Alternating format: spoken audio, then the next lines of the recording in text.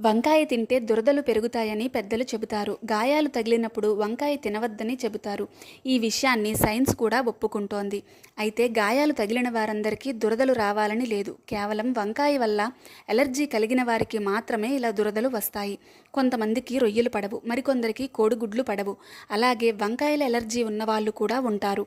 వారు మాత్రమే వంకాయలను తక్కువగా తినాలి.